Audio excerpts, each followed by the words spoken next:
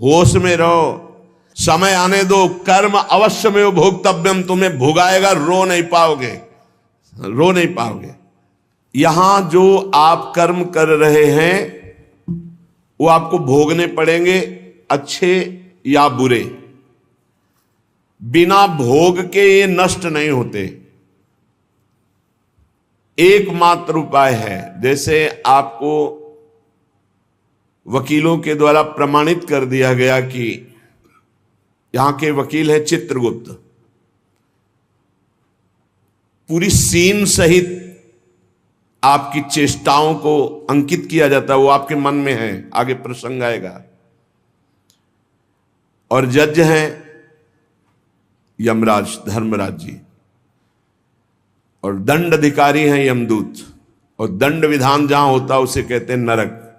तो जैसे यहां जज ने कानून से अपराध करने वाले को दंड दे दिया, जाओ तुम्हें फांसी की सजा, राष्ट्रपति का अधिकार है, वो पूरा माफ कर सकता है।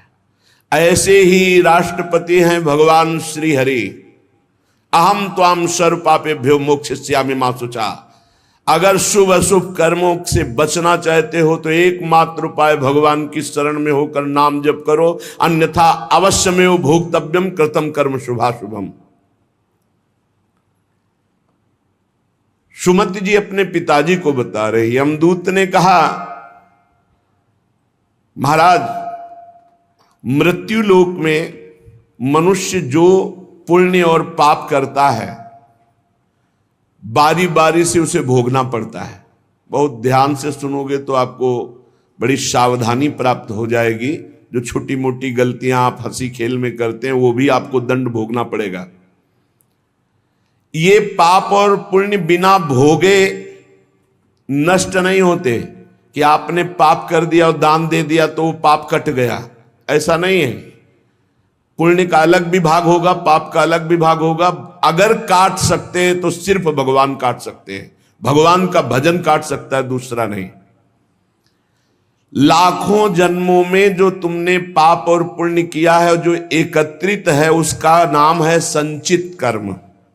संचित पाप और पुण्य, और उससे जब मनुष्य शरीर मिलता है या जो शरीर मिलता है उससे जो हिसाब निकाल करके कुछ पुण्य और कुछ पाप, उसे प्रारब्ध भोग कहते हैं। फिर यहां कर जो नवीन कर्म किया जाता है उसे क्रियमाण कहते हैं। मनुष्यों के लिए जो उनका जमा हुआ पाप और पुण्य है वो अंकुरित होकर बढ़ता रहता है, ब्याज दर ब्याज। बहुत दुर्गति होती है, इसीलिए बहुत जन्म हम भोगे तो भी अपने संचित कर्म को नहीं भोग सकते।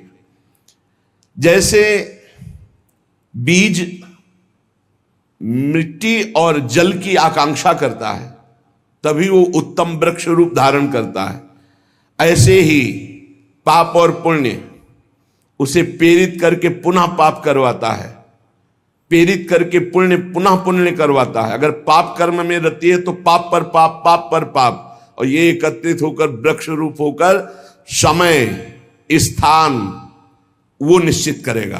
पाप तुम्हें कहां दंड देना है, समय स्थान।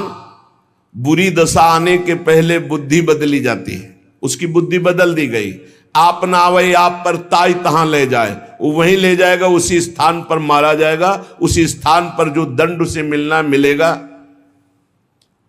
जैसे आपने छोटा पाप किया तो आपके चलते समय पैर में कांटा चुभेगा और दुख होगा।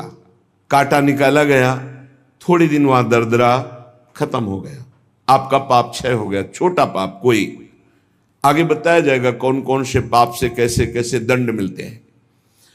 अब अगर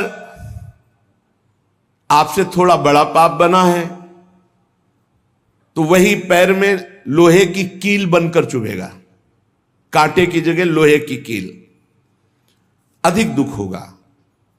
और बड़ा पाप बना है तो खजूर का कांटा,